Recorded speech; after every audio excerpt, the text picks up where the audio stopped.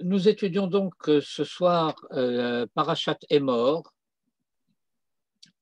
qui est l'une des dernières parachiotes du Sefer Vaïkra. Nous avons ensuite Parashat Behar et Bechukotai, par lesquels s'achève le Sefer Vaïkra. Et nous allons étudier l'une des sirotes du Rav Tzvi Yehuda sur la paracha, et je passe immédiatement donc en mode de partage d'écran afin d'étudier ce texte aussitôt que je l'aurai trouvé.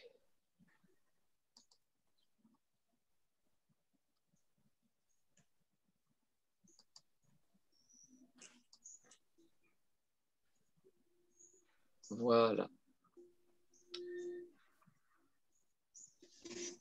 Et donc, c'est un cours qui a été donné par le Rav Tzvi Yehuda en Tafshin Lamed Dalet. Donc, ça fait 734 par rapport à l'année actuelle. Vous faites le calcul arithmétique. Ça fait, comme disait le manuel du soldat suisse, un certain temps. Vous connaissez le manuel du soldat suisse? Non. Non, vous ne connaissez pas? Non. Type de question qu'on pose aux soldats. Combien de temps met le canon du fusil à refroidir après avoir tiré? Réponse, un certain temps.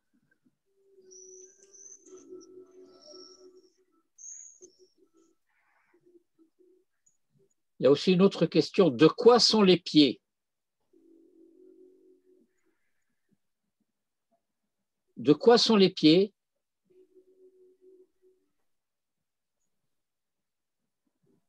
Les pieds aucune idée, j'ai jamais tiré. Les pieds sont l'objet de soins incessants.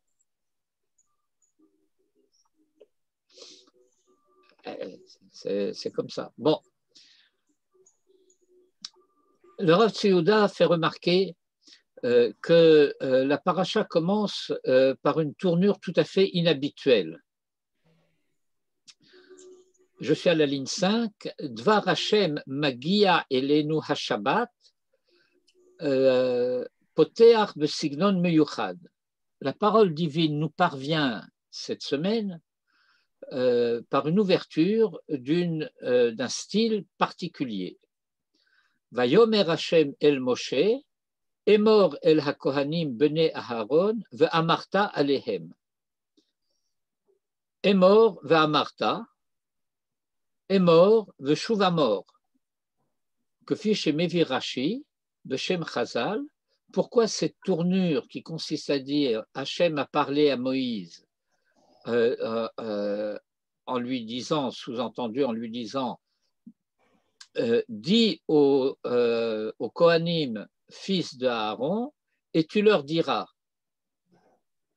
C'est quoi? Dis aux Kohanim et tu leur diras. Rashi, Beshem Chazal, c'est-à-dire en citant le Talmud, c'est un passage du traité de Yevamot à la page 114a, le Ashir Hagedolim al Haketanim, pour mettre en garde les grands au sujet des petits. Le Ashir Hagedolim al Haketanim. Cela signifie que cette tournure vient souligner la responsabilité que les adultes ont à l'égard des enfants. Autrement dit, il s'agit d'une mise en garde concernant les sujets, les questions, les problèmes liés à l'éducation. À partir de quoi le Rav Tzvi Yehuda nous dit Bituize shayach liyesod ha'adracha achinuchit liklal Israël, et que cette expression appartient au fondement de Hadracha Achinuchit, de la formation pédagogique pour tout Israël. Le détail de Gedolim al-Haktanim, eh bien, c'est une manière de dire que ceux qui savent sont responsables de ceux qui ne savent pas, et quels que soient les âges. Parce que il peut y avoir une situation où le katan est plus âgé que le gadol.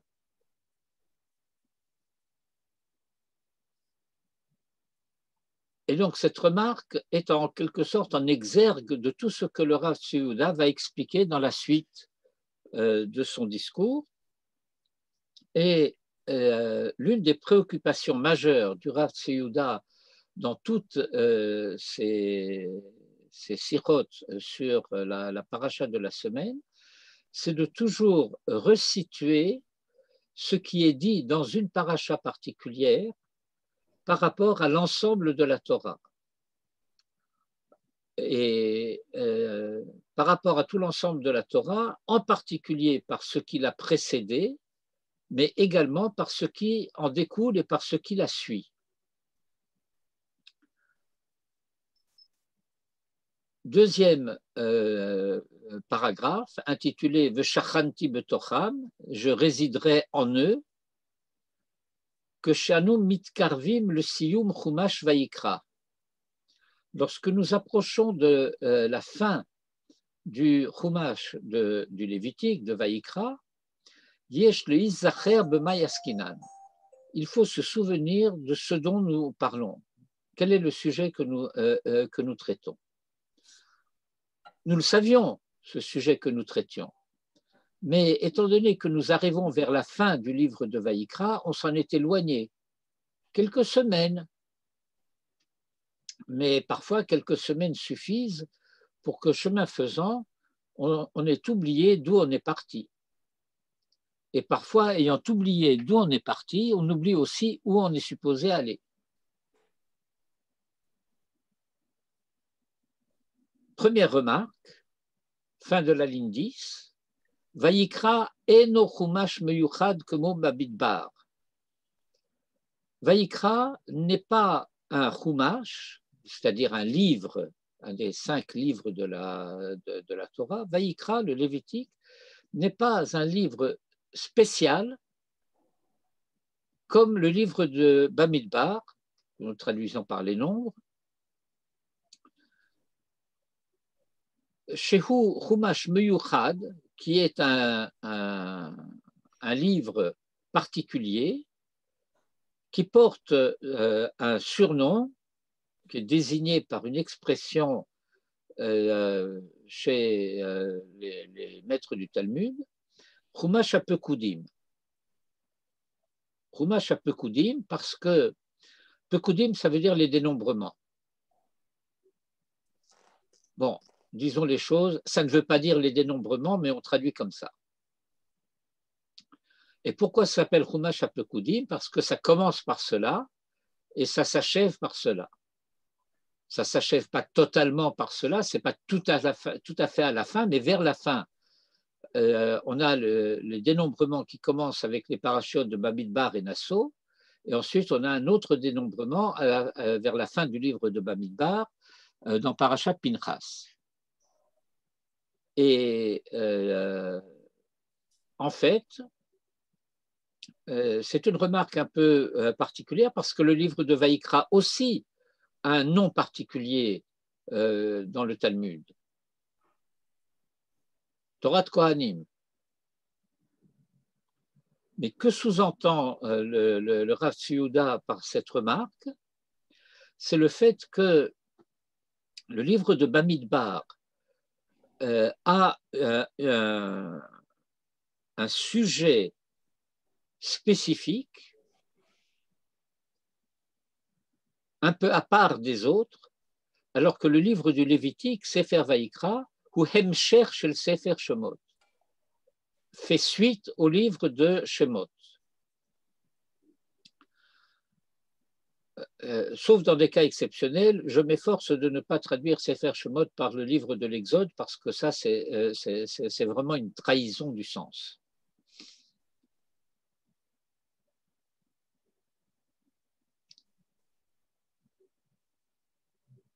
Dans la deuxième partie du Sefer Shemot, qui nous livre la signification de la finalité de la sortie d'Égypte, le récit de la sortie d'Égypte occupe la première moitié du livre de Shemot, depuis la paracha de Shemot elle-même jusqu'à la paracha de Mishpatim. Autrement dit, et ces parachiotes sont désignés par l'acronyme Shovavim dans la tradition, qui sont les initiales de toutes les parachiotes depuis Shemot jusqu'à Mishpatim. Et autrement dit, la paracha de Yitro et de Mishpatim, dont le sujet central est Matan Torah, ne constitue pas l'objectif de la sortie d'Égypte, mais l'achèvement de la sortie d'Égypte. Ou plus exactement, l'achèvement de la première étape de la sortie d'Égypte. Ainsi que nous le vivons en cette période du Romaire, où les 7 semaines qui vont de Pessah à Shavuot relient de manière intime Shavuot à Pessah. Et je pense que c'est comme ça qu'il faut le dire, que cela relie Shavuot à Pessah, parce que si on ne compte pas depuis Pessah jusqu'à Shavuot, on ne sait pas quand c'est Shavuot. Il n'y a pas la date de Shavuot dans la Torah. On le constate précisément dans notre paracha, qui traite aussi de la Sfirat HaOmer. Usfartem lachem mimochorat haShabbat, miyom aviachem et omer hatunufa, sheva shabbatot mimot tihyena, c'est 7 semaines entières qui vont de Pessah à Shavuot et qui relient Shavuot à Pessah. Et donc, à partir de la paracha de Teruma et jusqu'à la fin du Sefer Shemot, nous avons toutes les parachiotes qui traitent de la construction du Mishkan.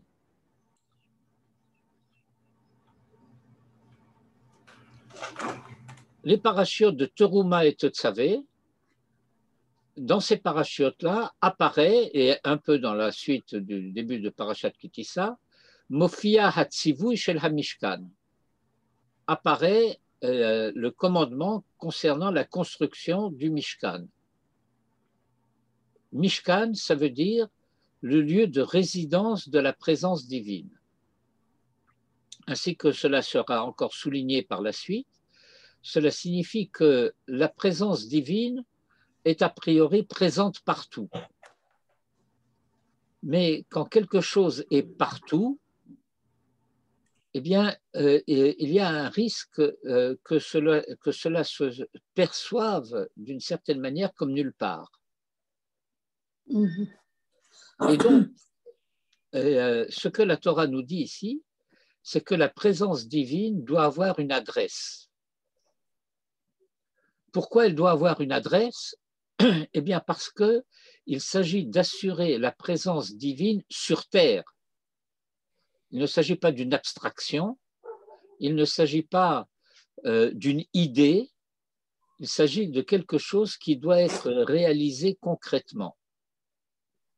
Et quelque chose qui doit être réalisé concrètement, eh bien, doit être lié au sol de la terre. C'est le cas de la maison. Une maison doit avoir des fondations. Ça veut dire qu'une maison doit s'enraciner en terre. Et comme le dit un midrash à ce sujet, eh bien,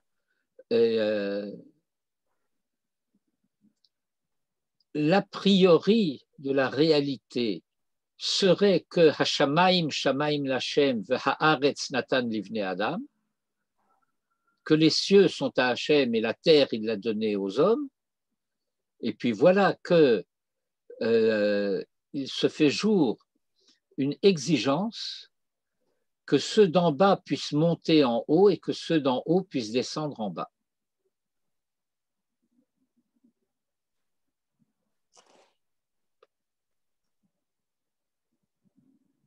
Et donc, je reprends, Bitrumat Tetzaveh, Mofia Hatzivui Shel Hamishkan, Ve'asuli Migdash, Ve'shachanti Betocham.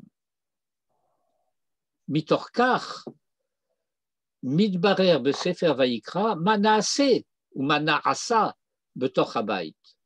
Maintenant qu'on m'a dit de construire une maison, il s'agit de savoir qu'est-ce qui va se passer dans cette maison. Et les 3 premières parachiotes du Sefer Vaikra, Vaikra, Tzav et Shmini, traitent précisément de cela, de la Avoda dans le Beth Amikdash.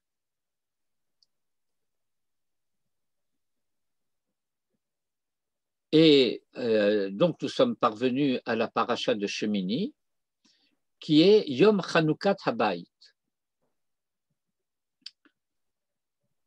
Yom Chanoukat Habayit, le jour de l'inauguration de la maison.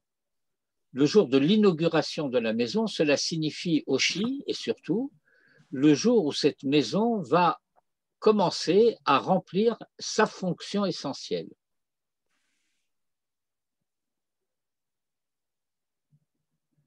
Al-Yedé Binyan Bet Lachem Betochenu, par le fait d'avoir construit une maison pour Hachem Betochenu en nous, Mishtachlelet Achizat Ashchina Betochenu. La présence, mais il ne s'agit pas simplement de la présence, de la Achizat, la prise ou l'emprise de la Shrina en nous se fait plus entière, mishtachlelet. Parfois, on traduit shichlul par le perfectionnement. Lorsqu'on parle en termes industriels, si vous voulez, le shichlul, ça renvoie aux finitions. Lorsqu'on veut que quelque chose soit fait de manière achevée. Et donc, mishtachlet achizat ashrina betochenu, ou mitorkar, et en conséquence de cela, mitorkar, du dedans de cela, mofiyar inyan klal Yisrael bechol shlemuto. Et grâce à cela, la dimension de la collectivité d'Israël, d'Israël en tant qu'entité collective, se réalise de façon complète. Et bien que le Rav ne dise pas autrement dit, ben, nous pouvons le sous-entendre, à savoir que Shrina Hiklal Israël. Il y a identification entre la présence divine en tant que telle et l'identité d'Israël en tant que quantité collective, Klal Israël. C'est le Klal Israël qui est, de manière concrète, porteur de la présence divine et qui s'identifie avec cette présence divine. Petite remarque en passant, c'est le fait que le nom d'Israël, et je vais utiliser un terme précieux d'origine grecque, le nom d'Israël est un nom théophore. Théophore, ça veut dire qu'il est porteur du nom de Dieu. On ne peut pas dire le nom d'Israël sans dire simultanément le nom de Dieu, Yisraël. Et je vous rappellerai simplement en passant ce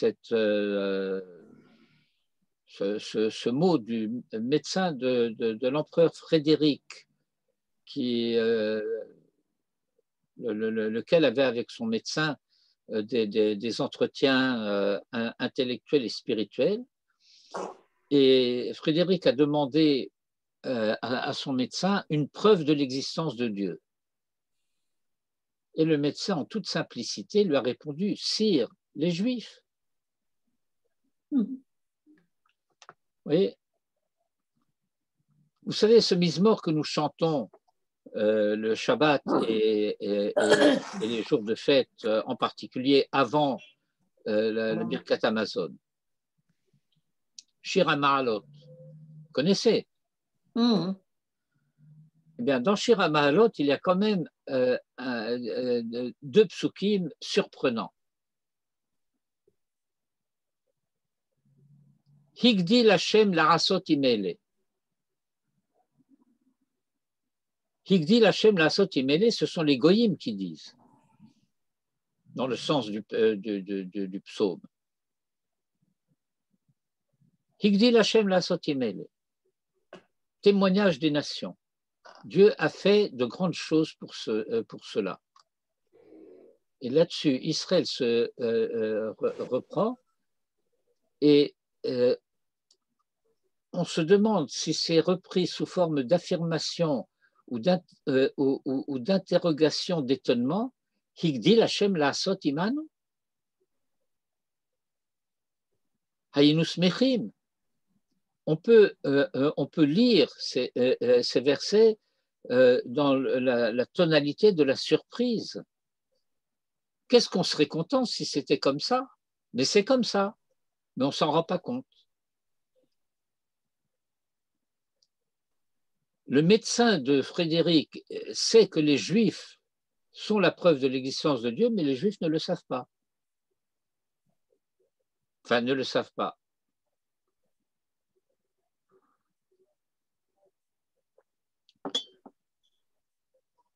Autrement dit, fin de la phrase, la Shrina représente la dimension ha'erer ha'nishmati, la valeur, la dimension de la neshama d'Israël. Ha'erer ha'nishmati chez l'Israël. Il y a une longue note. D'une manière générale, toutes les notes qui sont simplement des références, je les ai introduites à l'intérieur du texte lui-même et j'ai laissé en note des prolongements ou des développements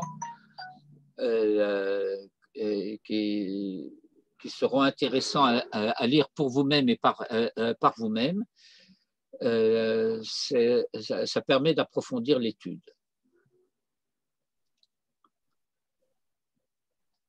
Et nous sommes donc dans la paracha de Shmini, au cours de laquelle arrive une certaine catastrophe, la mort des fils de Aaron, précisément en ce jour de l'inauguration du Mishkan. Omnam bentaim poretz mashber. Et ce qu'il faut comprendre, dit le Rav, aval gam mashber ze hu betor klal Israël, que cette crise qui se produit à ce moment-là, elle n'est pas extérieure à Israël, elle est intérieure, elle se passe au sein d'Israël. Et il me semble que c'est une phrase à méditer et à nourrir la réflexion, parce qu'il y a toujours une tendance à vouloir projeter les problèmes à l'extérieur. C'est chez eux, c'est pas chez nous. Et de comprendre que c'est précisément tous les mashberim. Tous les mashberim sont des mashberim qui se produisent à l'intérieur d'Israël et de l'intérieur d'Israël. Aval gam mashber ze hu betor klal Israël.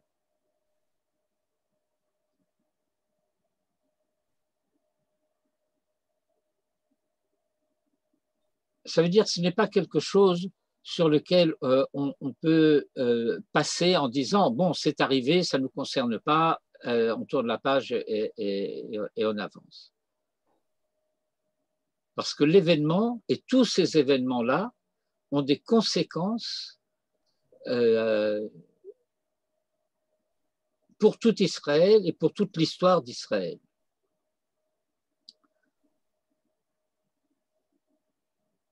Remarque, analyse. il est très difficile de comprendre dans son pshat l'expression Yom Hashemini. Parce que Yom Hashemini, ça veut dire le 8e jour. Or, de quoi le 8e jour? Il y a les 7 jours de Milouim, les 7 jours, disons, de formation, d'entraînement, de mise en train de Aaron et de ses fils concernant ce que devra être leur tâche dans le Mishkan. Mais les Milouim, c'est 7 jours. Les 7 derniers jours du mois de Hadar. Il n'y a pas de 8e jour de Milouim.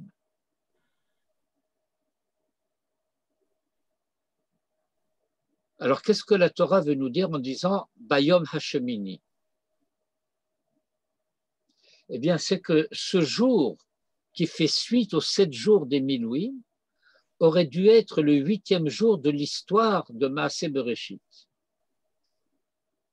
Il n'est pas écrit dans la Torah Vayhi Erev Vayhi Boker Yom Hashvi'i. Il y a écrit Yom Hashishi, on est rentré dans le Yom Hashvi'i, et dans la Torah, on n'en est pas encore sorti. Et ce jour-là, qui était Rosh Chodesh Nissan, qui est le jour où a été érigé le Mishkan et où le Mishkan devait rentrer en fonction, aurait dû être également le passage dans le 8e jour de Maaseh Bereshit. C'est-à-dire, à proprement parler, déjà, la dimension après la Geoula, après Matan Torah, du Tikkun. En français, on appelle cela la création, révélation, rédemption. Et à l'échelle de l'histoire d'Israël, la sortie d'Égypte est parallèle à la création. Et puis voilà qu'on aurait dû rentrer dans le temps de la rédemption, mais ce qui s'est passé, ce mashber du Yom Hashmini, a fait que ce n'était pas le Yom Hashmini vraiment, et que le lendemain de Shabbat, ce ne sera pas le 8e jour, mais le 1er jour de la semaine suivante. Et c'est la raison pour laquelle, dans la paracha de Shmini elle-même, eh bien, on va apparemment totalement changer de sujet. On a parlé jusqu'à présent de tout ce qui concernait la avoda dans le Beth Amikdash, dans le Mishkan.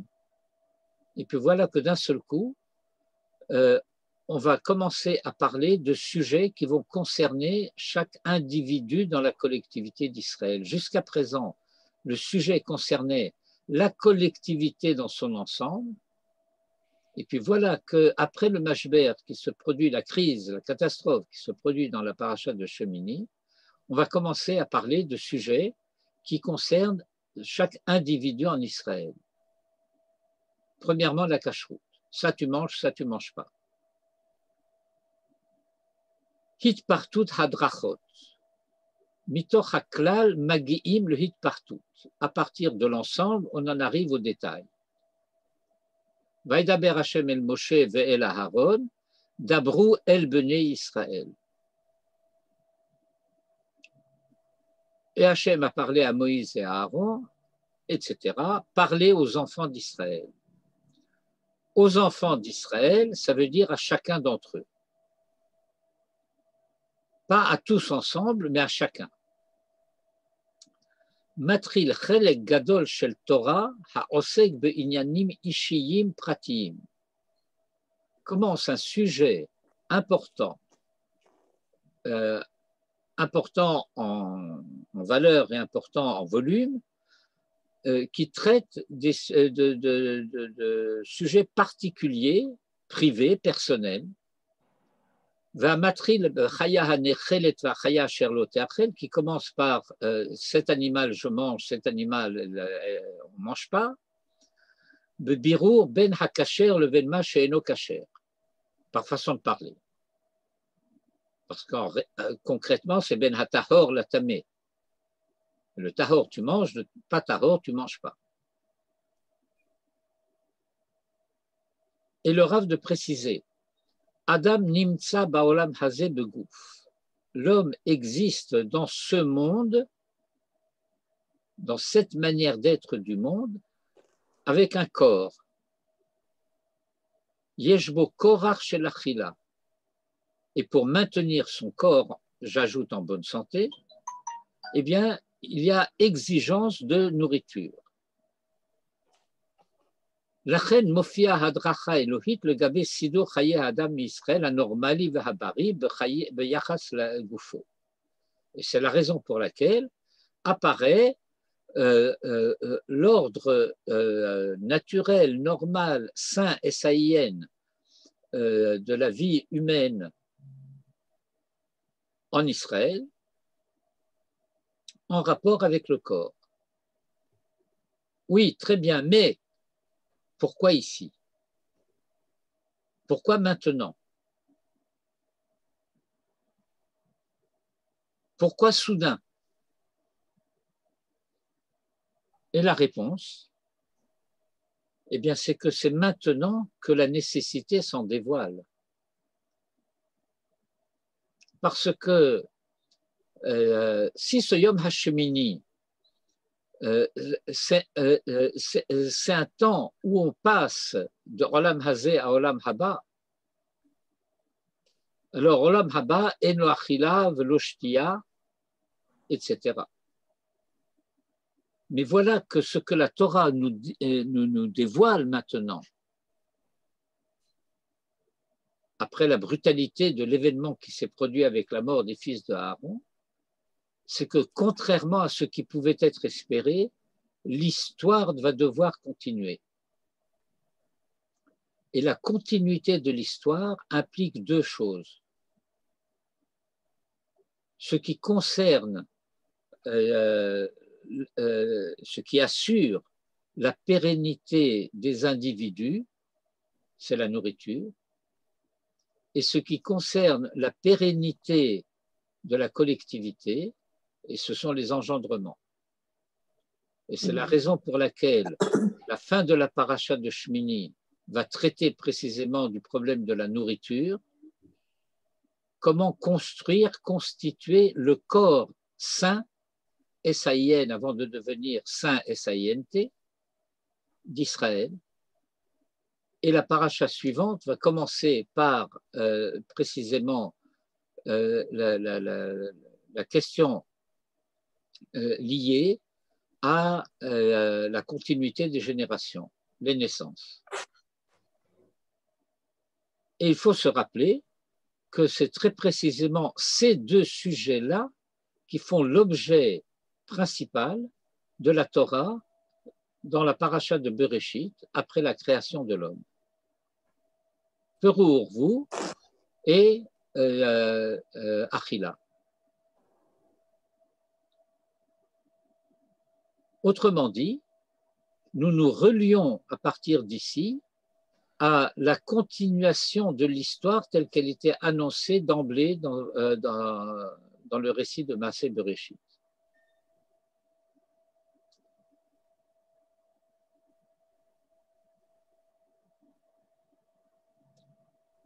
Kutsha berichu ve'oraita. Kutsha berichu et la Torah makifim et kol matzavehem shel chaye ha'adam, englobe tous les états, toutes les manières d'être de la vie humaine. Beshiftecha bevetecha uvelechtecha vaderer, lorsque tu es séjournant dans ta maison et lorsque tu es en marche sur le chemin, kodem kol, tout d'abord, et hamatzavim hanormalim, les situations normales, beshiftecha bevetecha, aval gam matzavim shonim, mais aussi d'autres états, chez enam kolkar beriim, muarim al yodé adrachat Hashem, qui ne sont pas tout à fait normaux et qui ne sont pas tout à fait sains S-A-I-N, sont éclairés, Muharim, al-Yodé Adrachat Hashem, par on va traduire par approximation, la formation pédagogique divine. Lachen Parashat Tazria, c'est la raison pour laquelle la paracha de Tazria commence le Matzavim Normalim chez l'Eda, commence par traiter des états normaux liés à la naissance. Overet, le Matzavim Al Gvul Habriut Vacholi, parvient à des états qui sont à cheval entre l'état sain et l'état maladif, concernant Zavim, Zavot, des affections liées à la sexualité d'ailleurs, ou Magia le Inyan Metzora, le Gamrelun Bari, et s'achève par le sujet du Metzora. On traduit en français le lépreux, mais c'est cliniquement inexact, lequel est totalement lo-bari, absolument pas sain. Rosh lechol ha-machalot hi machalat ha-metzora. La maladie du Metzora, elle est en tête de toutes les maladies. Et le Talmud, dans le traité de Harachin, nous fait lire Metzora par Motzi Shemra. Motzi Shemra, ça veut dire qui va... Comment? Quelqu'un a voulu dire quelque chose? Bon, j'ai cru entendre. Motzi Shemra, c'est quelqu'un qui va ternir la réputation de quelqu'un d'autre, qui provoque un mauvais renom. Et Motzi Shemra, shehi rikavon be'etzam hametziut shel ha'adam hamedaber. Ha'adam hamedaber, c'est une expression qui vient de Maïmonide dans son traité de logique, Milot HaHigayon, mais c'est ce qu'on désigne dans la tradition par l'expression Chai HaMedaber, à savoir que la dignité de l'humain en l'homme, c'est d'être un sujet parlant. Et lorsqu'on a fait un mauvais usage de la parole, alors ce mauvais usage de la parole dévoile un pourrissement de l'identité humaine, de la nature authentique de l'identité humaine en tant que vivant parlant. Et étant donné que c'est quelque chose qui affecte non pas le corps de l'homme, bien que cela se manifeste au niveau du corps de l'homme, c'est quelque chose, c'est une affection qui concerne la personne et pas seulement le corps. La reine est à machala hazo, par conséquent, cette maladie-là doit être traitée, tsarir le rapé, alpi mumchiyut meyuchedet shel Torah, par une spécialisation particulière de la Torah, à savoir, celui qui va être responsable de ce traitement, c'est le Kohen.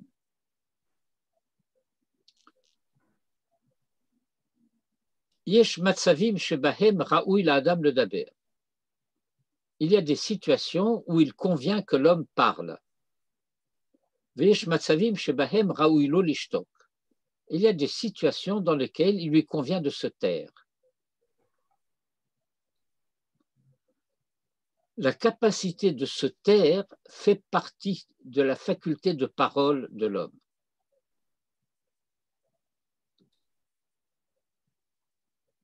Sauf à être dressé de manière très vigilante, les animaux sont incapables de se taire.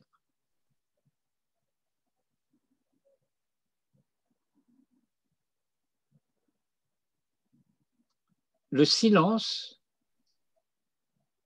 la capacité volontaire de silence fait partie du privilège de la parole.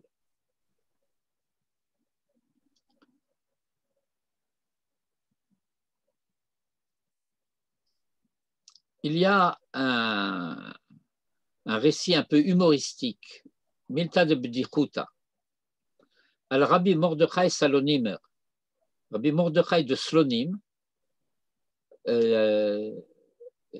est il y a deux lignées en Slonim, il y a une lignée chassidique et une lignée lituanienne, et on rapporte l'histoire d'une femme qui vient voir Rabbi Mordechai de Slonim, qui est très perturbée, elle est très préoccupée, parce que elle dit, voilà, mon fils, c'est un enfant qui est en bonne santé à tous égards, mais il ne parle pas. Alors, elle demande au Rav une bracha pour que son fils parle.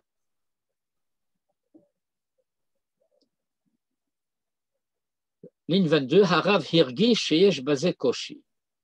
Le Rav perçoit, et donc nous parlons de la lignée lituanienne de Slonim.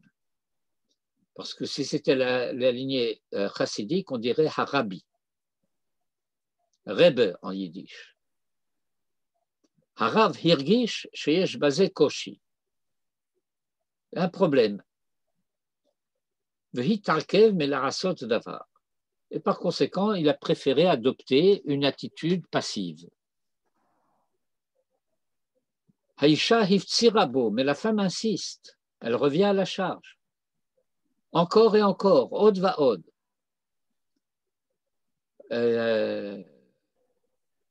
Aval la Rav itakev. Mais le Rav ne bouge pas. מכיוון שהאישה לא הייתה מוכנה ללכת אלא אם כן ישוב לבנה כוח הדיבור, mais étant donné que la femme refuse de s'en aller, si son fils ne se met pas à parler, et le fils est présent, elle a amené son fils chez le Rav pour qu'il lui donne une bracha. Le Rav se tourne avec un regard un peu sévère vers le jeune homme, Amarlo, et El-Hanar, Amarlo, il lui dit Yeled, im retzoncha lomar davar, ana emor. Si tu as quelque chose à dire, dis-le. Imcha kolkach rotze bekach. Ta mère insiste, elle veut cela. Niftach piv shel hana'ar, la bouche de l'enfant s'ouvrit et il en sortit une expression, Ani Mamzer. Quoi? Ani Mamzer. Eva? Et le Rav de dire à la mère, Amartilach, shelo kedai sheyiftach et piv, que ça ne vaut pas la peine qu'il ouvre la bouche. Il avait des raisons de se taire.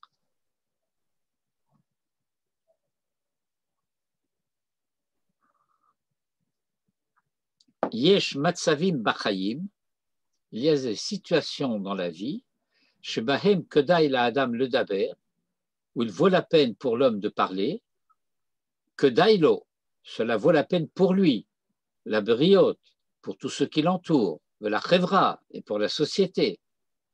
Veyesh matzavim she'adif shelo le daber, il y a des situations où il vaut mieux ne pas parler. Il y a une Mishnah des Pirkei Avot qui dit cela de manière extrêmement claire. Il dit, de même qu'il y a obligation de parler pour dire la chose audible, de même, il est préférable, pour ne pas dire interdit, de ne pas parler lorsque la chose qu'on aurait à dire ne serait pas audible. Et par le passé, j'ai raconté à ce sujet une histoire que nous avait enseignée le Rav Rothenberg Zatzal, et je ne reprendrai pas cette histoire ici et maintenant parce que je veux quand même avancer un petit peu dans notre étude. Il nous reste encore pas mal de chemin à faire. Nashuv le Seder HaParashiot, que divrei HaMaharal, שלא רק בדברים הטבעיים יש סדר, אלא גם בדברים הניסיים האלוהיים השמימיים. Le Maharal nous enseigne que l'ordre n'est pas seulement l'ordre des choses naturelles, qu'il y aurait un ordre dans la nature, mais il y a aussi un ordre qui lui est spécifique dans les questions relevant des miracles, relevant du divin, relevant du céleste. Ce n'est pas le même ordre. Et ce n'est pas en vertu des mêmes règles que ces deux ordres sont analysés, évalués, jugés, jaugés. Kamouvan, Seder Amatim, le Erkam Haelohi. Il s'agit d'un ordre qui convient, qui est approprié à leur dimension divine. Et par conséquent, Acharei chinuchenu beseder chayenu al yodei borei haolam yotzer haadam, Magiim le Acharemot Kedoshim. Et donc, après ces parachiotes de Tazria et Metzora, qui traitent donc de sujets qui appartiennent à l'ordre de la nature, même lorsqu'il y a désordre dans l'ordre de la nature, eh bien, on monte d'un échelon, on s'élève au-dessus de l'ordre naturel comme tel, mais cet au-dessus de l'ordre naturel a son propre ordonnancement. Et nous arrivons aux parachiotes de Acharemot et de Kedoshim, lesquels, Shehen Lifamim Mechubarot, qui sont parfois, c'était le cas cette année, reliés ensemble, on les lit ensemble dans la lecture de la Torah le Shabbat. Bemida Mesuyemet, dit le Rav, dans une certaine mesure, Raou Shetichena Mechubarot. Et il est juste qu'elles soient liées ensemble. Mipne inyan ha'arayot ha'meshutaf lahen, parce qu'elles ont un sujet commun, ne serait-ce qu'un sujet partiellement commun. Il y a d'autres sujets dans Kedoshim qui ne relèvent pas des harayot. Les harayot, ce sont les unions interdites. C'est l'union d'un homme et d'une femme qui ne peuvent pas se marier en vertu de la halacha et dont l'union est passible de la sanction de karet. Et une union dont la sanction est karet a pour conséquence que les enfants qui naîtraient de cette union seraient mamzerim.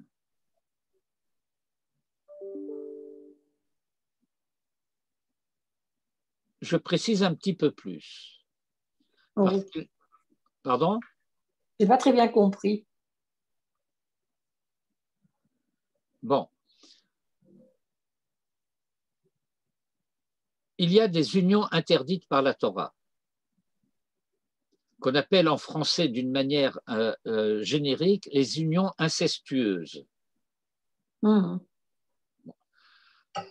Les harayot ne concernent pas seulement les unions incestueuses, parce que la femme de quelqu'un d'autre, ce n'est pas un inceste. L'adultère, ce n'est pas un inceste, mais c'est une union interdite. Et si un homme et une femme transgressent l'interdit et s'unissent malgré tout, ils sont passibles de la peine de karet. La peine de karet, c'est la peine du retranchement de la collectivité d'Israël. Oui. Et les enfants, ce que j'ai dit tout à l'heure, alors je vais le dire d'une manière plus précise et plus exacte. Et les enfants qui naîtraient de cette femme qui s'est rendue coupable donc de cette union interdite seraient des mamzerim.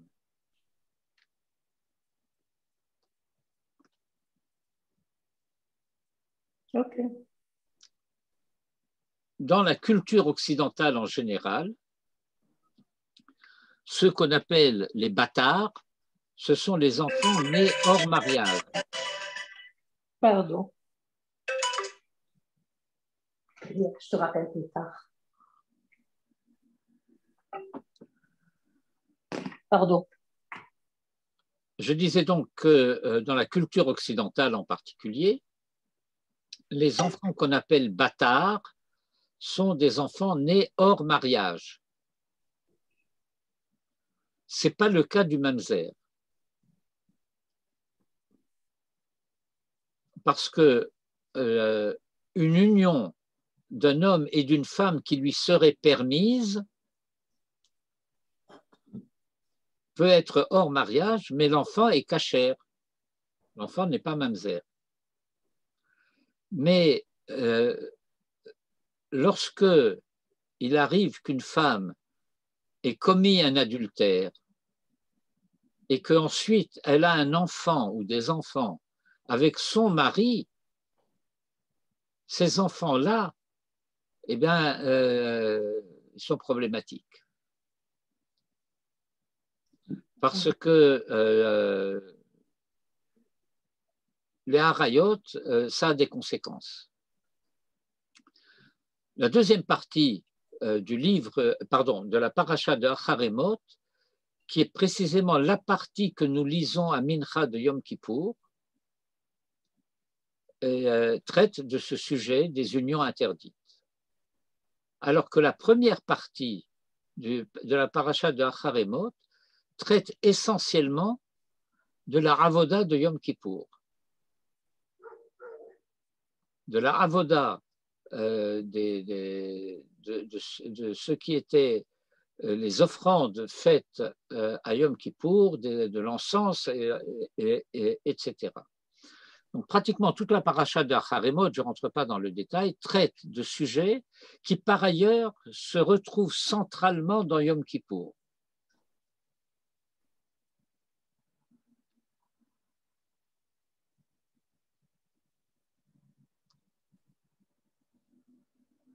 Et je reprends la lecture du texte. Ha'azhara al ha'arayot. La mise en garde, mais c'est une mise en garde sévère, concernant les harayot, Mofia be parashat Acharemot, figure dans la parashat de Acharemot, et mitorkar, et à partir de là, ha'onesh be parashat Kedoshim, la sanction apparaît dans le parashat de Kedoshim. Fondé sur le principe selon lequel En onshin ela imken mazhirin. Il ne peut pas y avoir de sanction s'il n'y a pas eu d'avertissement auparavant. Et la paracha de Kedoshim a des traits parallèles à ceux de la paracha de Mishpatim. Comme be parashat Mishpatim, car be parashat Kedoshim, yeshno ribuy gadol shel mitzvot ben adam la makom ou ben adam la chavero. Il y a dans la paracha de Kedoshim un très grand nombre de mitzvot, aussi bien concernant les relations entre l'homme et Dieu et les relations de l'homme à l'homme. Shehen Kulan et toutes ces mitzvot constituent hitpartut ha'inyan ha'yusodi, constituent le détail fondamental de l'injonction qui est donnée au début de la paracha, Kedoshim Tihu.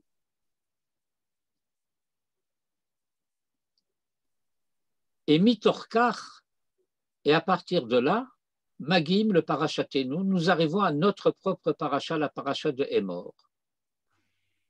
Situé donc, l'Ikrat Siyum Sefer Vaikra, le parashiot, qui se trouve proche de la fin du Sefer du livre du Lévitique,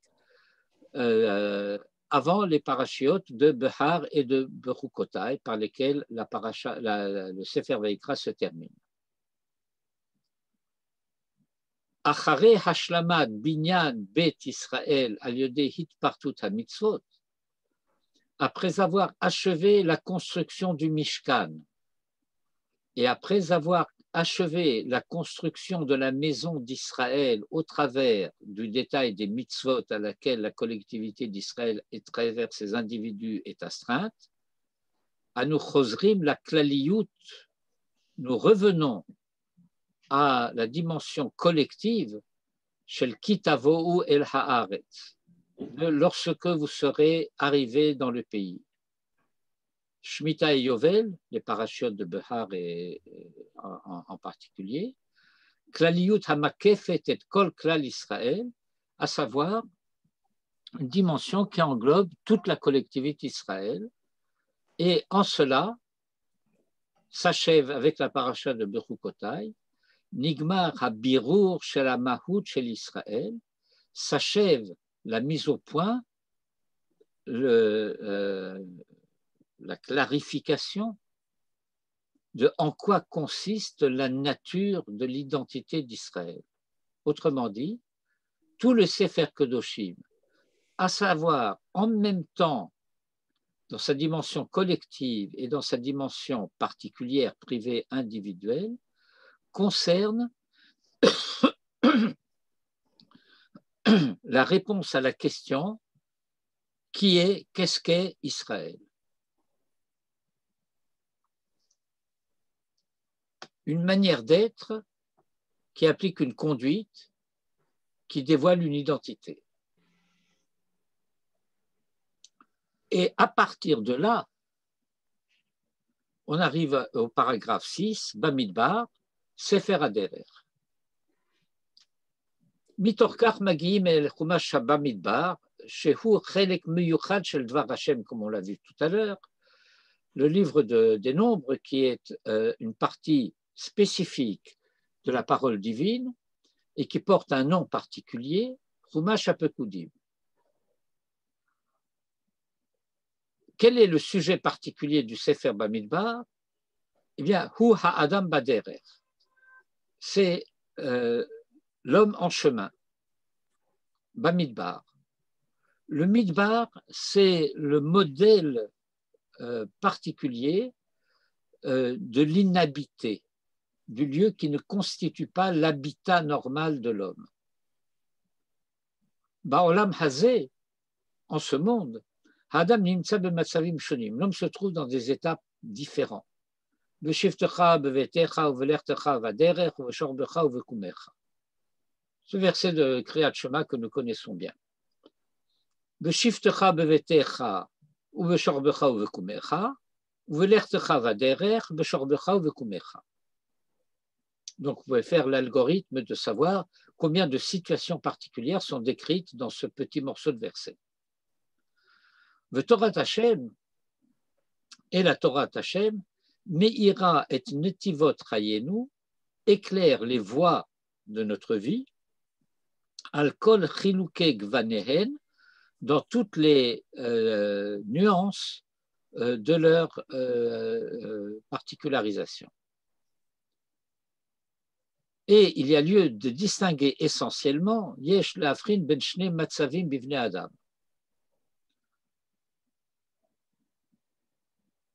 Ha'adam Sheba Bait V'Ha'adam Sheba Derech.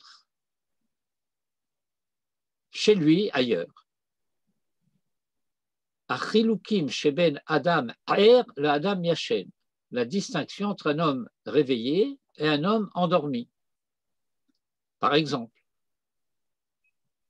Birurim, ve'en tzorech le'achiv al kach et hadibur.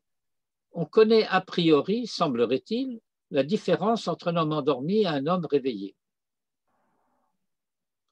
Et il n'y a pas tellement lieu de discuter de cela, mais ce n'est pas tout à fait vrai. Parce qu'en réalité, nous avons un enseignement dans une Mishnah de Baba Kama qui nous dit quelque chose de gravissime. Le traité de Baba Kama traite des dommages, et en particulier des dommages causés par la propriété de l'homme, ses animaux, et des responsabilités encourues à cause de ces dommages causés. On s'interroge aussi dans le Talmud concernant les dommages causés par l'homme. Or, en ce qui concerne les dommages causés par mon animal, il y a une halakha particulière. Est-ce qu'il s'agit d'un animal agressif ou d'un animal tranquille? Un animal agressif est désigné par l'expression mu'ad. Mu'ad de la shon aedut, à savoir qu'il s'agit d'un animal au sujet duquel des témoins sont venus témoigner à plusieurs reprises dans un laps de temps très bref, certains disent dans la même journée, du fait qu'il avait 3 fois agressé quelqu'un ou un autre animal. Il est appelé Mourad, par opposition à Shor Tam, par opposition au bœuf paisible, Tam. On pose la question à propos de l'homme. Et on nous dit Adam Mourad le Rolam. L'homme est considéré comme Mourad, c'est-à-dire, on va traduire de manière approximative, du point de vue de ce que cela implique, du jugement porté par le Talmud sur la nature de l'homme. Eh bien, l'homme est jugé comme étant potentiellement dangereux, toujours. Il n'y a pas de casier judiciaire. Il n'est pas catalogué comme violent. Mais l'homme est toujours potentiellement violent. Adam Mourad le Rolam. Et avec une certaine dose d'humour, une dose d'humour certaine, la Gemara ajoute Ben Er Ben Yashen, qu'il soit réveillé ou endormi.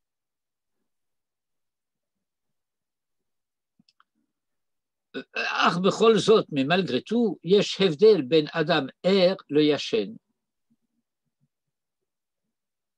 שהרי האדם הער מופיע במצב של שלמות כוחותיו, וגילוי חיוניות יותר גדול מאשר האדם הישן. Il y a quand même une différence entre un homme réveillé et un homme endormi, parce que l'homme réveillé, eh bien, il est, j'ajoute en principe, en pleine possession de ses moyens, shlemut kochotav, vegilui chiyoniyut, et une manifestation de vitalité, de vigilance, plus grand qu'un homme endormi, somnambule en particulier. Je fais une petite parenthèse intéressante, à mon avis intéressante. Il y a un verset dans le Cantique des Cantiques qui dit « Ani yeshena velibi aer » Je suis endormi, mais mon cœur est éveillé.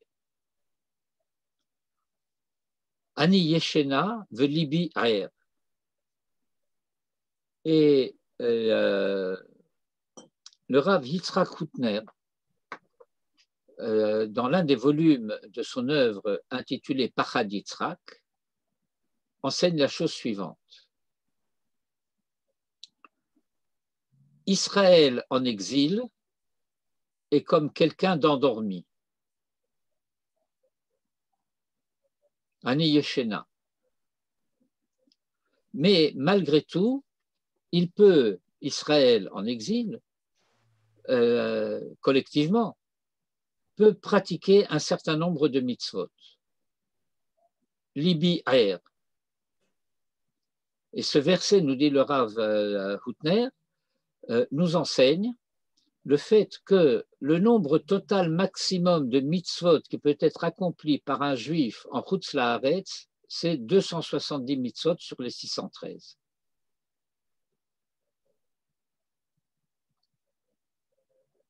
Que gematria de R.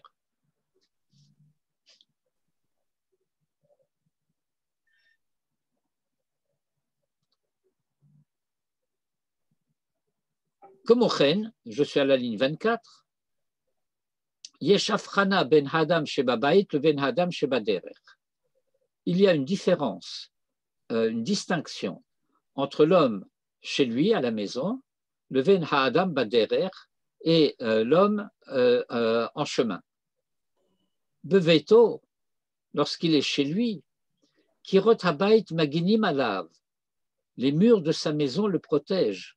Vedarato meyushevet. Et alors, il est tranquille. Mashe en ken baderech, ce qui n'est pas le cas en chemin. Michutz la yishuv, en dehors du domaine habité. Yesh sakanot, il y a des dangers. Veyesh tzorech betfilat haderech, et qui réclame le fait qu'on fasse tfilat haderech. Tfilat haderech a priori, d'après le Shulchan Aruch, des règles très précises. Quand est-ce qu'on doit faire tfilat haderech, quand est-ce qu'on voyage en dehors du yishuv ou pas en dehors du yishuv, et ainsi de suite. Le Rav Ovadia Yosef avait à ce sujet une position très particulière, considérant les dangers de la circulation automobile. Il disait qu'il faut faire tfilat haderech dès qu'on monte dans une voiture. Et certains disent, moi je ne l'ai pas lu chez lui, mais j'ai entendu des gens dire qu'il aurait dit que lorsqu'on descend de la voiture, il faut faire Birkat HaGomel.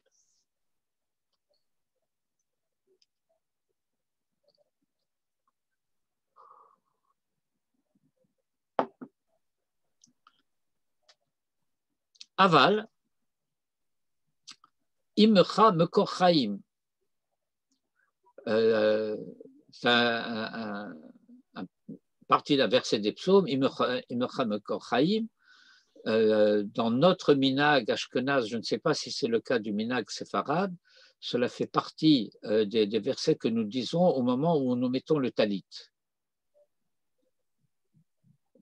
Imcha Mekor Chaim, Be'orecha Nireor, Meshor Chasdecha Leyodecha, Vetzitkatecha Leyishrelev, que l'on dit lorsqu'on est atouf betzitzit, avant de faire descendre le talit sur les épaules quand on l'a au-dessus de la tête. Imcha Mekor Chaim, avec toi, source de vie.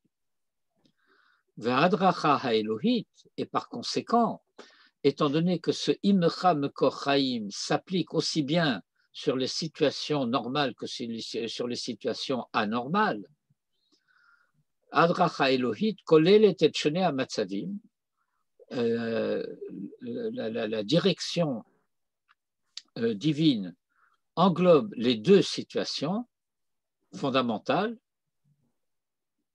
kviyut varayut. Kviyut, l'état stable lorsqu'on est chez soi, et l'état aray.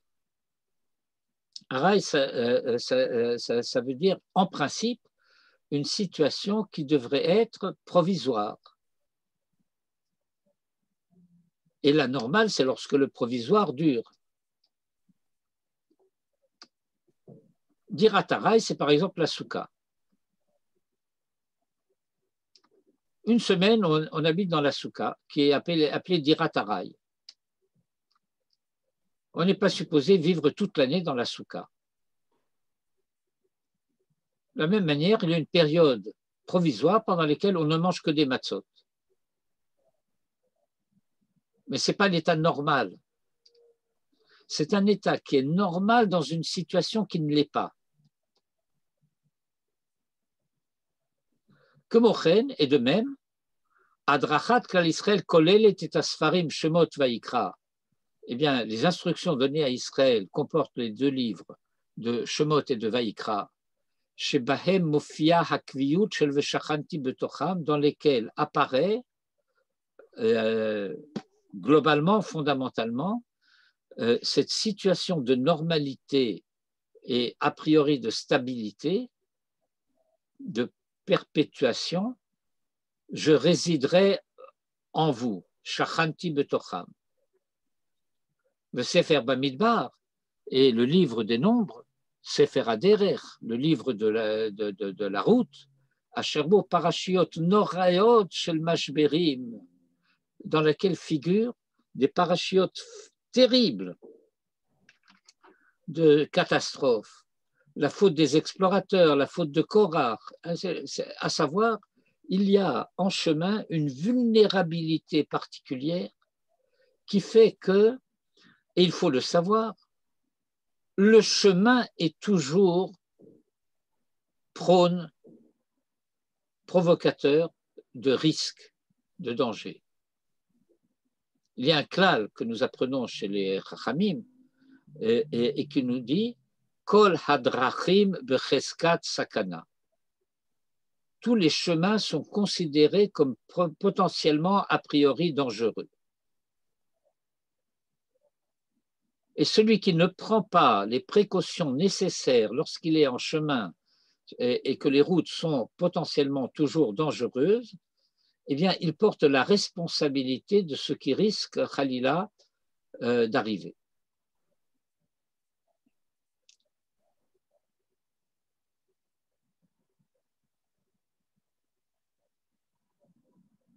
Et ce passage se termine par la formule Kayamim, donc, Shne Chelke Torah Keneged Shne Chelke Chaim, Ha'adam Hatziburi, Shemot Vaikra Babait, ou Bamidbar Baderer.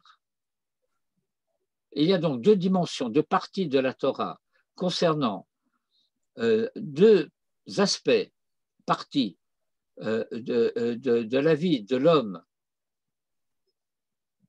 membre d'une collectivité, membre d'une société, Shemot Vaikra chez soi, Bamidbar, Baderer. Et nous allons entamer le dernier sujet que nous allons étudier ensemble ce soir, parce qu'il y a quelques sujets importants par eux-mêmes qui sont dans les paragraphes 9 et 10 que nous n'aurons pas le temps d'étudier ce soir. C'est qu'une partie importante de la paracha de Hémor concerne le calendrier hébraïque. Il y a une récapitulation des fêtes du calendrier hébraïque dans la paracha. C'est la dernière partie de la paracha. Besof parachatenu nimtset parachat hamoadim. À la fin de notre paracha figure le passage concernant les Moadim, les fêtes d'une manière générale.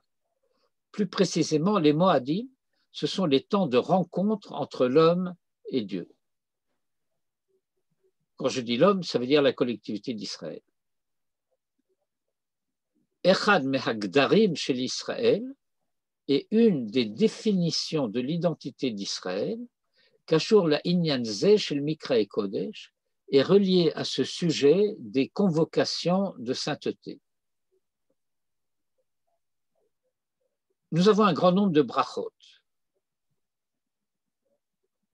Et parmi ces brachot, il y en a une particulière, Mekadesh Israël v'hazmanim, qui sanctifie Israël et les temps, zmanim. C'est une tournure à Noussach, qui est étudiée dans le Talmud, en particulier dans le traité de Berachot, et qui est une tournure problématique a priori, qui apparaît en tout cas a priori comme problématique. Pourquoi? Parce que l'Ichaora, apparemment, Yeshkan Shne Dvarim, cette bénédiction porterait sur deux choses. Hachem Mekadesh et Israël, Hachem sanctifie Israël, Venosaf Lechach Mekadesh Hu et Azmanim, et qu'il sanctifie les Zmanim. Mekadesh Israël v'hazmanim, il sanctifie Israël et il sanctifie les Zmanim. Or, il y a une règle fondamentale, absolue de la Torah Sheba'al Peh en particulier, selon laquelle on ne,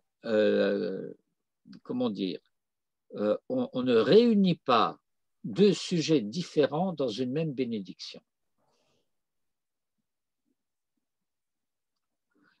C'est interdit. cela s'énonce dans le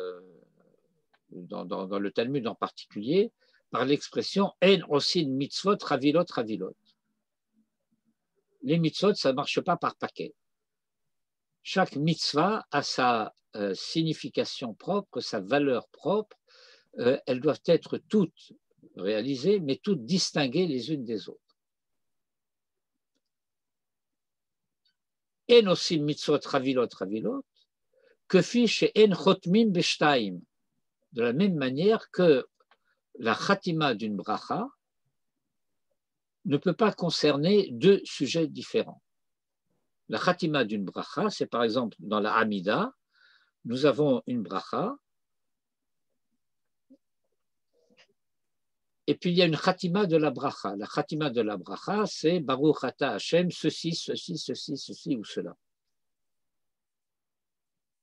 Rofeh cholim, Mevarech hashanim, Mekabetz nitchei amo Israël, la khatima de la bracha. Et en chotmim b'shnaim, ça c'est Bal Ya'avor. Et ici nous avons Mekadesh Israël v'azmanim.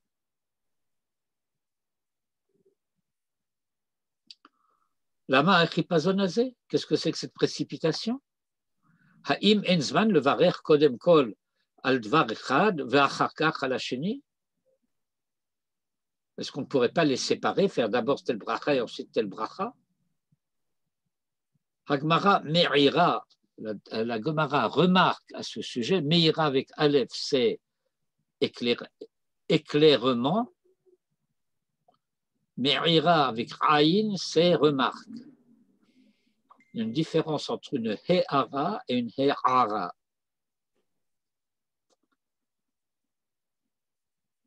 La Gemara remarque ici, fait ici une remarque de halacha, chez Mehave Birur Yosodi Ma'amik Venifla, qui constitue une mise au point fondamentale, approfondie et extraordinaire.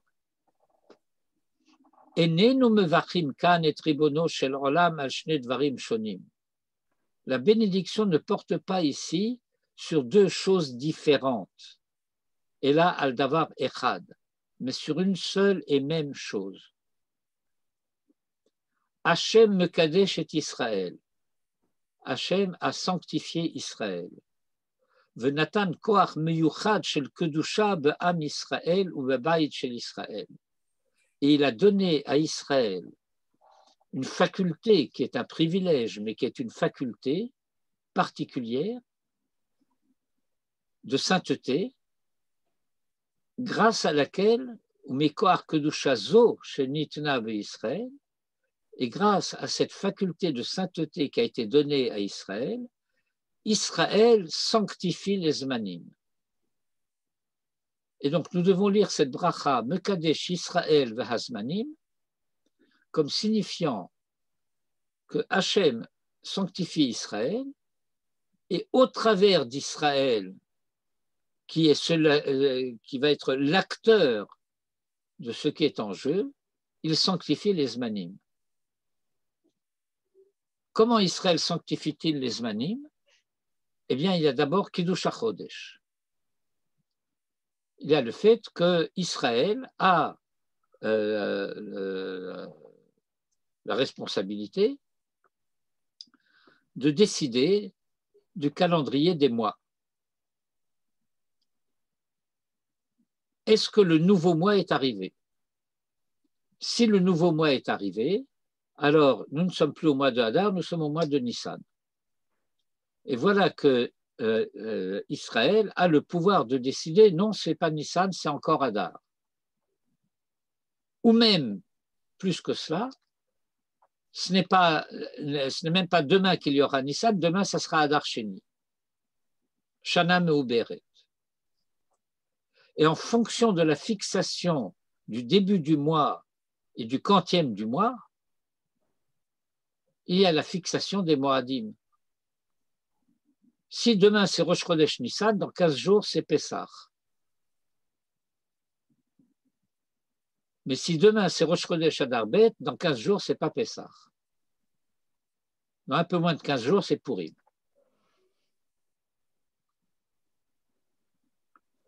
Et qui va décider de cela? Israël. Et avec comment dirais-je, une marge de manœuvre extrêmement large.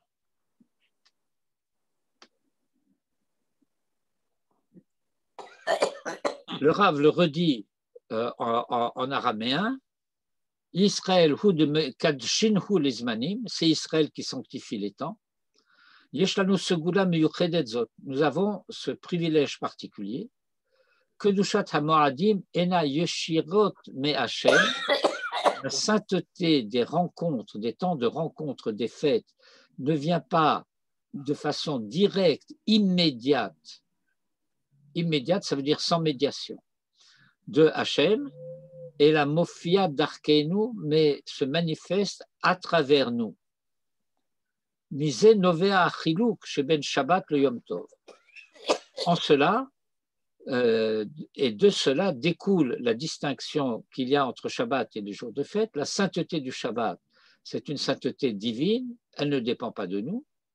Shabbat l'Hachem, mais en olam haba, comme nous le disons dans l'une des émirotes de Shabbat. L'umata, par contre, kedushat hamoadim nimshechet mitor kedushatenu.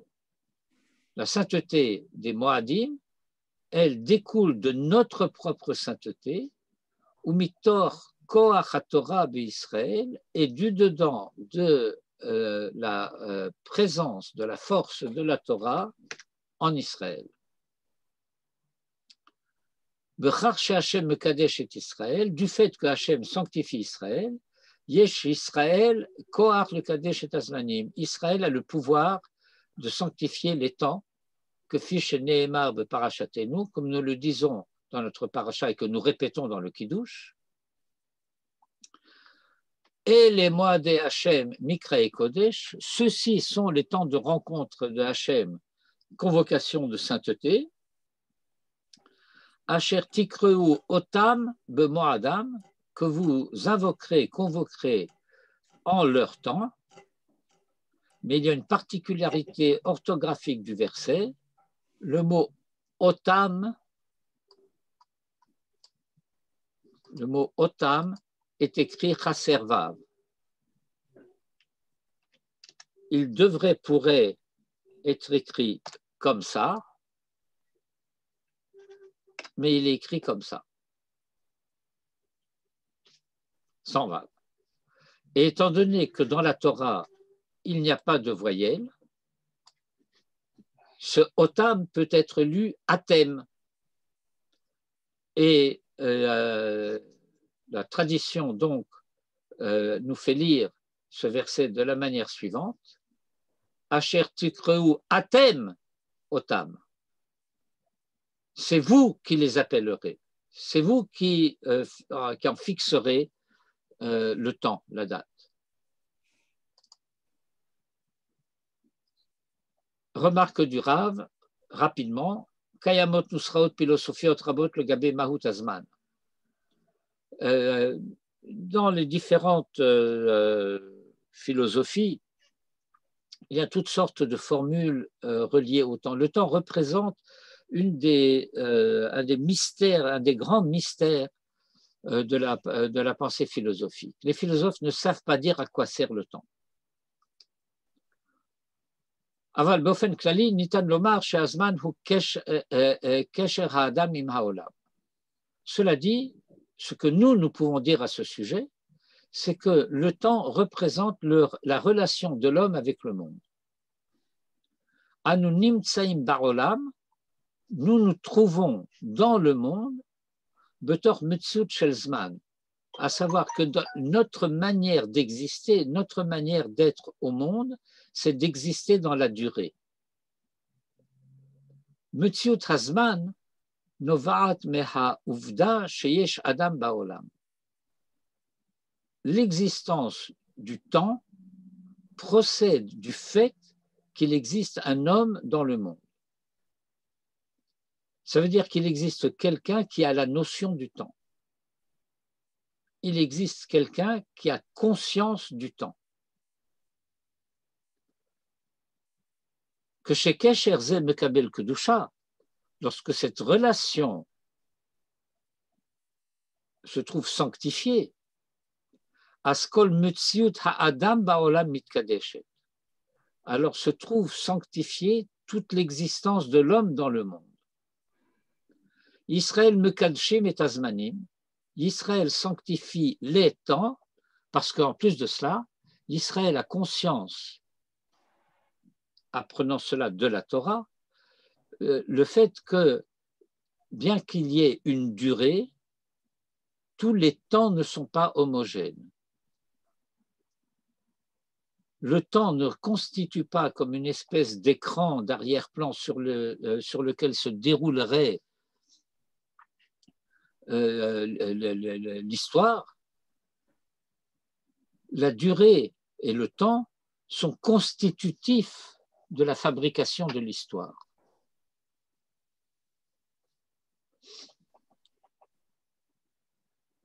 Israël Mekachim et Azmanim, Zotomeret, ce qui signifie et kol mutziut ha'adam barolam, qu'ils ont le pouvoir, la faculté de sanctifier l'existence de l'homme dans le monde.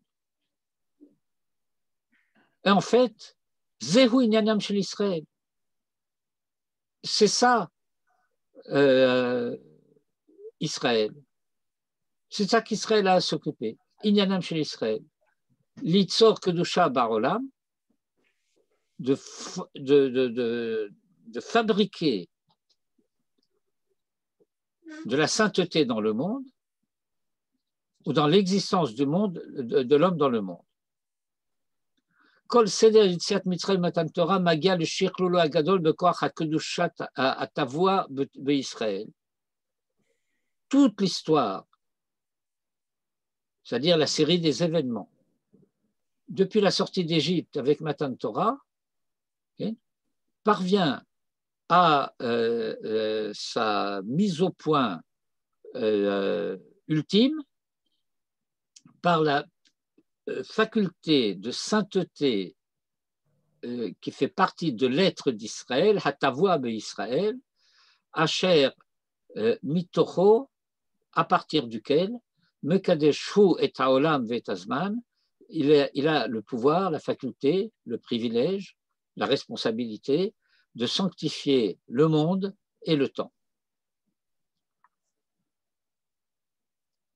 Vient un passage dans lequel le Rav, le passage, paragraphe 8, intitulé Kiddush Hazman Babayit Vaderer, où le Rav va faire la distinction entre chez soi en chemin, et je vous laisserai lire cela par vous-même, mais le Rav va rappeler, je vais le dire oralement, parce que c'est un point important lié malgré tout à la paracha de Kedoshim, à savoir que cette capacité de sainteté qui est donnée à Israël est à la fois une obligation et une promesse. C'est une obligation à l'échelle individuelle et c'est une promesse à l'échelle collective. Tout ce qui est dit depuis tout à l'heure à l'échelle de la sanctification des Moadim, ce n'est pas chacun individuellement qui va les sanctifier. Je ne peux pas, moi, décider demain c'est Rosh Chodesh et mon voisin il va décider non, pour moi, demain c'est encore le 30e jour de ce mois-ci. C'est quelque chose qui se situe à l'échelle du clan Israël. Mais chacun individuellement, en ce qui concerne les Moadim, a l'obligation, au moment où va commencer le Moed et au moment où il va s'achever, de faire comme pour le Shabbat, le Kiddush du début et le Kiddush de la fin. Omnam, le Kiddush de la fin s'appelle Havdalah, mais c'est un Kiddush, c'est-à-dire quelque chose qui va permettre de séparer et de distinguer les temps de sainteté, des temps de préparation à la sainteté, des temps de sainteté et des temps où on récapitule et récolte dans la vie courante toute la dimension de sainteté dont on a été imprégné pendant la journée ou les journées de la veille. Et donc, j'achève par cela toute l'analyse que j'ai essayé de vous proposer ce soir. J'ai un petit peu dépassé le temps imparti et je m'en félicite. Et je vous souhaite le bonsoir et bien entendu, l'Akba Omer Samer. Merci également. On a le temps pour une question. Merci beaucoup. Ah, vous êtes les bienvenus.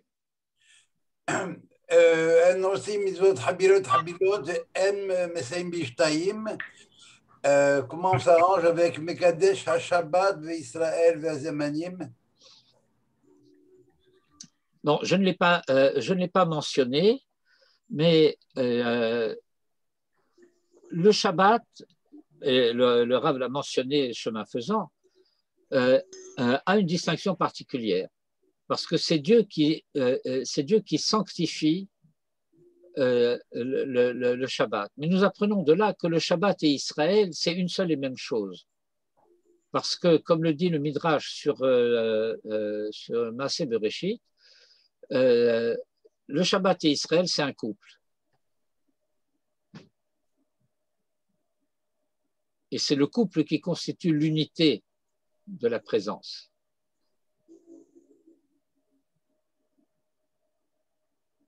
Okay, autrement dit, la raison d'être du Shabbat, c'est Israël. Est-ce qu'on peut dire ça comme ça? Je ne dirais pas ça exactement. C'est l'homme Israël. Que la raison d'être du Shabbat, c'est Israël. Israël est l'identité humaine qui est capable de reconnaître le Shabbat, sa signification, les responsabilités qu'il entraîne et les obligations qui y sont liées. Le Midrash dit que le Shabbat s'est plaint à Kadosh Baruch Hu en lui disant à chaque jour tu as donné un compagnon. Le premier jour il a le deuxième, le troisième a le quatrième, le cinquième a le sixième, moi je suis tout seul. Et Dieu lui répond, tu n'es pas tout seul, et c'est Israël qui sera avec toi.